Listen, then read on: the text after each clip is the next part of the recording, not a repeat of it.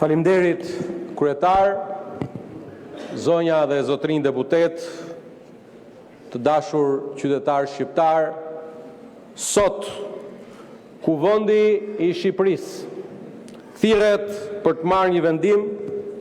me një peshë tepër të veçantë politike dhe historike, që shkon përtej rendit të zakonshëm të ditës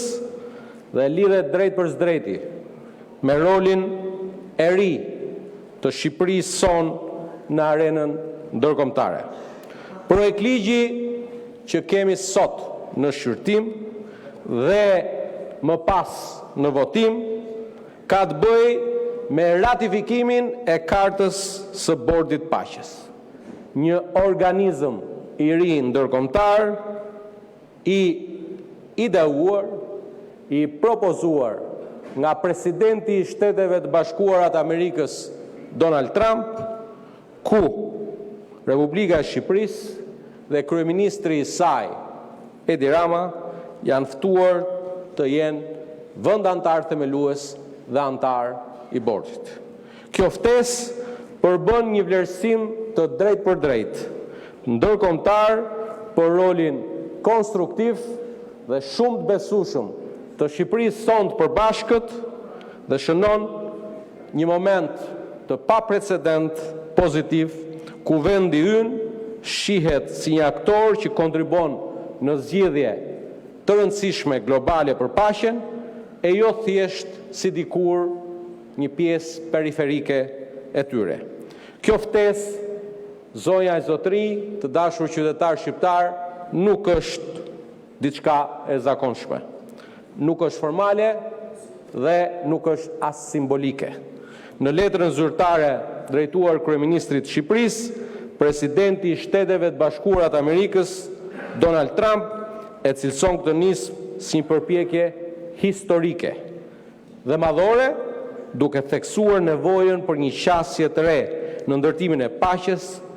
një qasje e natyrës pragmatike, e orientuar drejt rezultateve konkrete për të sjellë paqe, kudo ku sot në botë ka konflikte me një fokus veçantë situatën në Gaza, larg modeleve tradicionale burokratike që kanë dështuar të prodhojnë stabilitet afatgjatë. E prandaj, kolege deputete, Bordi i Paqes sipas kartës që do të shqyrtojmë sot si fillim në Komisionin për Europën dhe Politikën e Jashtme, e më pas në seancë plenare, është organizmi i dur ndërkombëtar që synon stabilitetin, që na duhet për rivendosjen e paqes,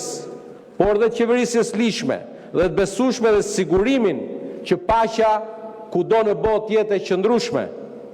Gjithmonë, sikurse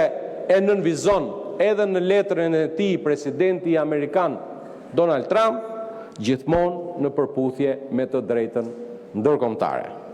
Është rëndësishme pra të theksojmë sot në këtë parashqyrtim, ndërkohë që sapo të rifilloi seanca, ministra për Europën dhe Punët e Jashtme do të bëjë gjithë prezantimin e plot të kësaj karte dhe të antarësimit të Shqipërisë, duke u përfaqësuar nga kryeministri i Republikës së Shqipërisë, zoti Edi Rama, të marrë në konsiderat nevojën e shqyrtimit me procedurë të përshpejtuar, sepse duhet ta dimë rëndësinë e fillimit sa më parë të punës së këtij bordi, ku Republika e Shqipërisë do të përfaqësohet nga kryeministri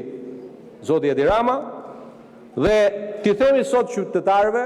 duke sqaruar në këtë fazë të parë të kësaj seance, edhe disa elementë për të cilët janë dëgjuar edhe në këtë rast për fatin ton të keq, shumë të pavërteta, të cilat nuk e gjej dot shpjegimin përse duhen thënë, ndërkohë që karta garanton se asnjë shtet nuk e humbet sovranitetin e tij, asnjë detyrim nuk i imponohet Shqipërisë në rastin ton pa pëlqimin e shtetit antar, dhe pjesëmarrja në misione është vullnetare, edhe financimi është vullnetar. Në njëjtën kohë, anëtarët e bordit kanë zë të barabartë, kanë një votë secili dhe peshë reale në drejtimin strategjik të organizimit. E pikërisht në këtë frymë, Shqipëria jonë është ftuar të jetë jo më si dikur, si një vëzhguese, por si një bashk arkitekte themeluese e një mekanizmi të ri ndërkombëtar për paqen. Ky është një kalim simbolik dhe politik nga dikur periferia e diskutimeve globale mund qendër të tryezës së vendimarrjes. Është dhe një dëshmi domethënëse se në politikën ndërkombëtare të sotme, madhësia e një vendi nuk përcakton më peshën e tij politike, atë e përcakton në radh parë besueshmëria, koherenca dhe vendosmëria për të qenë një vend partner i Shtetit Bashkuar të Amerikës dhe i aleatëve të tjerë. Kjo ftesë, zonja e zotërinj, të dashur qytetarë shqiptar, konfirmon gjithashtu forcën dhe besimin e ndërsjellët në partneritetin ton strategjik me Shtetet e Bashkuara të Amerikës. Një partneritet që mbetet boshti ynë kryesor i politikës son të jashtme, e për të cilën vota sot do të jetë një test tjetër i konfirmimit se sa i përket marrëdhënieve me Shtetet e Bashkuara të Amerikës, ne nuk kemi dasi mes njëri tjetrit dhe unë uroj e shpresoj qoftë vota tani në këtë moment sa i përket shqyrtimit procedurë përshpejtuar e në fund shqyrtimin parim nën për nën në tërësi të këtij projekt ligji të jetë një votë unanime e të gjithë anëtarëve të Kuvendit të Shqipërisë. Shqipëria vlerësohet si aleate e qëndrueshme e besueshme që ndan vlera të rëndësishme për paqen, për sigurinë, rendin ndërkombëtar të bazuar në rregulla. Fakti që Shqipëria ftohet si antare themeluese jep vendit tonë një rol aktiv në formësimin e vizionit, parimeve, vendimarrjes bordit paqes, por dhe duke rikonfirmuar dhe njerë rolin udhëheqës për paqe dhe stabilitet që Shqipëria ka në rajonin tonë të Ballkanit Perëndimor. Dhe ky besim nuk është i rastësishëm, ai është rezultati i një politike të jashtme koherente dhe të përgjegjshme ndër vite, e cila ka pozicionuar Shqipërinë nën udhëheqjen e kryeministit Edi Rama si shtet që respekton të drejtën ndërkombëtare dhe angazhimet e marra. Për këtë arsye, Shqipëria sot shikohet, jo vetëm perceptohet, por konfirmohet si aktori pa agenda të fshehta, i aftë të kontribuojnë në procese të ndjeshme diplomatike, sikur janë proceset që do të fillojnë menjëherë që nga java e ardhshme me një prezencë të përfaqësuesit të Shqipërisë në bordin e paqes të kryeministrit Rama. Ftesa për t'ju bashkuar bordit paqes rrit ndjeshëm profilin dhe vizibilitetin ndërkombëtar të Shqipërisë dhe dërgon një mesazh të fortë: Shqipëria jon e përbashkët eksporton vetëm stabilitet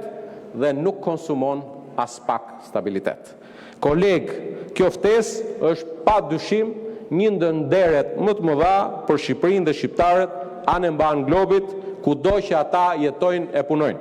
Por mbi të gjitha është një përgjegjësi shtetërore, ku i takon sot Kuvendit të Shqipërisë të marrë dhe kuvendi pjesën e përgjegjësisë, por dhe të një roli të rëndësishëm mbështetës për ta çuar përpara procesin e ratifikimit të